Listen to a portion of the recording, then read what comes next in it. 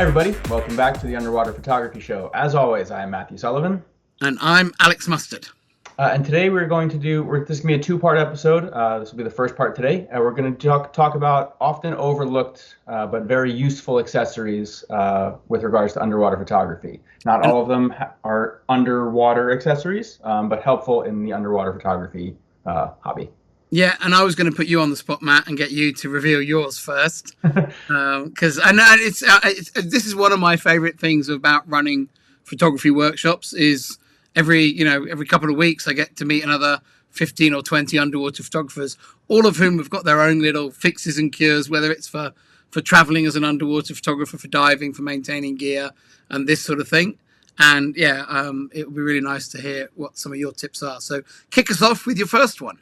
Well, so I've got my little list here. So if I look down, that's why. But sitting right in front of me, this is not actually an underwater product. They're called Kimtech wipes. So these are super soft, very absorbent. It's kind of like a tissue.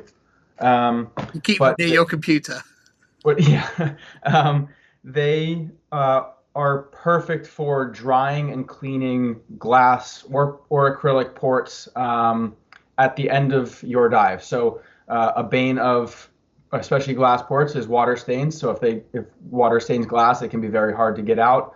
Acrylic's a little easier. It's easier to buff those water stains out. But if you have really expensive ports or water contact optics, it's best to dry them if you can't keep them wet. And Kimtech wipes are really good for that. So I always have them in my bag. I bring a box on every trip. And I'm pretty anal's not the right word, but pretty anal about making sure that all those ports and glass stays dry, because it's an easy thing to do, and you don't want to end up ruining an expensive glass port with water stains that are easily avoidable. So they cost $4 for a box of 300 on Amazon. So I have a whole stash in my house, and I recommend people get them and use them for drying off their ports Really at the good. end of a dive day. I completely agree about the benefits of having a really clean optical system. It does make a difference to your image quality. I'm less high tech with my solution. And my solution is also doubles as a t-shirt that I can wear on the dive trips. My t-shirts have done a lot of lens cleaning down the years. Um, you know, I would love to have these things, but sometimes, particularly, I guess I do more of my photography traveling, so I don't always have Yeah. space. I know these things weigh nothing, but I often don't have space to travel with items like this, much as I'd like to. I have to say. Yeah. So second on my list, and I don't actually have one here because it actually fell off the other day, but I have another one on the way, are hard caps for your ports. I I've know a got loads lot of of these. I ports. could have got one out. I know a lot of ports come with neoprene or covers, which are great Mm. because they're cheap and you can kind of toss them anywhere and you can get replacements easily. The problems with neoprene is they're hard to clean and they will stay wet for much longer than you'd necessarily like. So this kind of ties in with my previous one of Yeah, Kimtech wipes. If you have a plastic port cover, you can dry that really easily. You can rinse it with fresh water easily and dry it immediately. Put it on your port after drying it, and then it's nice and protected. And those hard plastic covers are much sturdier, obviously, than neoprene. If you can get one 3D printed even or something like that, I recommend doing that because it will potentially save your port in the long run, and you don't have to end up putting a wet neoprene cover onto your glass port, which can then lead to water stains unnecessarily. so when you shore dive or boat dive, do you go in the water with the port cover on? Do you take it off just before you go in? What's your normal way of operating? For like the 13 millimeter, I'll leave that on getting in and out of the water, and then I just clip it off, which actually ties into another one of my little accessories here. But I just clip it off onto my BC, and then it just floats there for the dive. And then before getting out of the water, I put it back on, and that keeps it protected. And then I'll dry it obviously when I get out. But for macro lenses and things like that, it's not a bulging optic, so I don't usually have it covered. But for any wide angle optic, I'll always have that port cover on until I'm in the water, and then put it on again before I get out. Just because if you slip and fall or something like that, that's all it takes is one of those to put a big ding in the front of your glass, and it's either ruined or you have to get it replaced or something like that. So a $10 3D printed hard port cover. And Nauticam's actually doing all of their water contact optics now come with hard port covers instead of neoprene, which I think is a good thing. So I've had one for my 13 mil. It fell off the other day as I was getting onto a boat. Our good friend Isaac is sending me a replacement one that clips on better. So I'm looking forward to having that back. But yeah, hard port covers, and that ties in with the previous one too of the Kimtech wipes and keeping everything dry when you're in between dives or at the end of a dive day before you get the chance to clean everything. Okay, accessory number 3. Number 3 is the carry lanyard. So I know a lot of people have these, but I see I've got mine here actually on the desk. Yeah. So I don't actually have one on me at the moment, but Alex does. There you go. So I see a lot of people without them, and they're carrying their housing by a housing handle or by a strobe arm, and everything's dangling all over the place. Carry lanyards are not only more comfortable, they make it a lot easier to get in and out of water, especially if you're shore diving, or for somebody to hand you your camera in the water or take your camera out of the water. So it's a cheap thing. They're like $20 or something like that, but it can save you a lot of hassle and make your life a lot easier especially if you're shore diving. Like just toss it over your shoulder and carry it that way. Walk into the water. Yeah. So the one I use, the way I do it is I like this style of carry lanyards. I've got several of them, and I clip these 2 clips between the top of the strobe arms coming up from the housing. So I've got normal housing with strobe arms coming up and going back down again.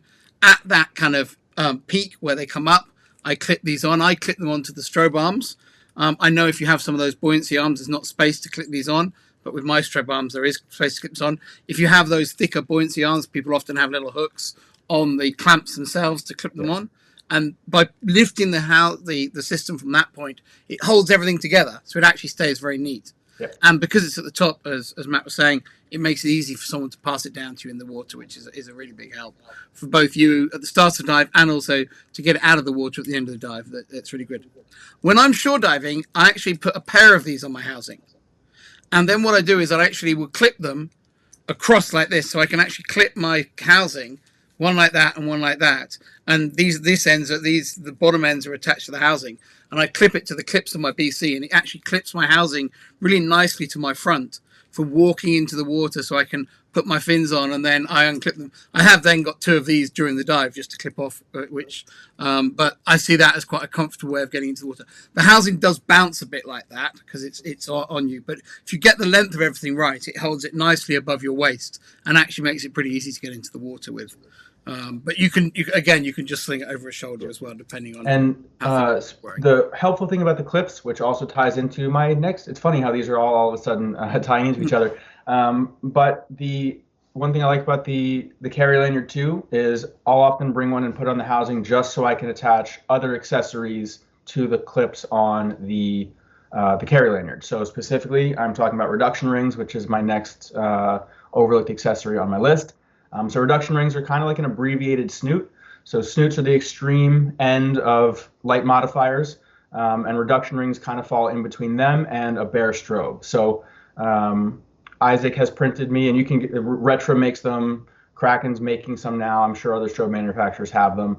Yeah, my friend John Barron makes them as well, like 3D printing, and lots of people have who come on my So it's essentially just a ring that sticks out from the front of the strobe. In the case of Retros or Krakens, it just bayonets on, and it cuts the light output, not the light output, but it cuts the spread of the beam. So if you don't want a super extreme beam of a snoot, but you want to shape the light a little bit and cut out some of that spread, especially if you have a wide angle strobe with a round tube, the reduction rings really, really help with narrowing the beam and kind of making it easier to direct the light. And often I'll go on a dive and clip reduction rings to the clips on the carry lanyards. And then if I find something that I would like to use them for, I just unclip them, toss them on the front of the strobe, and then store them back onto the lanyard when I'm finished with them. Yeah, and I think they definitely fit that, underappreciated accessory label. Yeah. I think people think, do I really need them? They're kind of not doing anything. And then when you learn to shoot properly with them, they're one of your, almost that's your standard go-to for all your macro. Yeah, I rarely shoot a full snoot. I almost always do reduction rings for macro. And I'll even sometimes, if I'm doing like murky water wide angle, Mm. I'll use them as well, because it does, then you're not spraying light everywhere and you can control it a bit more, so you have hopefully less backscatter. Yeah. It can Um, also be good for pulling a subject out of a reef scene if you yeah, want like a a sponge or a soft coral with really dark silhouetted reef backdrop before kind of clear blue water. It can be really great for that as well. yeah. I really like diving with them for that as well. I use them a lot in wide angle. So you can always clip them off onto your carry lanyard. So if you get a carry lanyard, get some reduction rings, clip them off, and bring them in every dive with you. You never know when you might want to use them. And my last one is kind of an alternative to carry lanyards, and I actually have it here. This is Isota's crossbar. Oh Uh, yeah, yeah. yeah, so it mounts directly to the handles, and then there's I don't even know how many mounting points on this, but there's a ton. So you can attach lights, monitors, strobes. So I have strobe, focus light, monitor, strobe on here. GoPro, that sort of thing as well. Yeah, anything you want, and it's really sturdy. So it's made of metal. This one at least is made of metal. Kraken has one that's also metal. Um, so it is. It's good protection as well, isn't it? It's a nice kind of protective Yeah, boundary, yeah. particularly on boats and things like that. And similar to the carry lanyard, it's a place for you to carry your housing that's really sturdy. It's another way for people to hand you your camera in the water, or take it out of the water. The advantage over the carry lanyards, you can add all sorts of things to your housing, with different mounting points, which is really nice. It can make it a bit bulkier because it sticks up a little bit, but I love having it, and it stays on the housing at all times now, even if I don't have a bunch of accessories riding the top of it. And also, next time you spot an alligator in one of your ponds, you can Yeah. attach a big pole to it and use it for mounting a pole cam and not have to get in the water.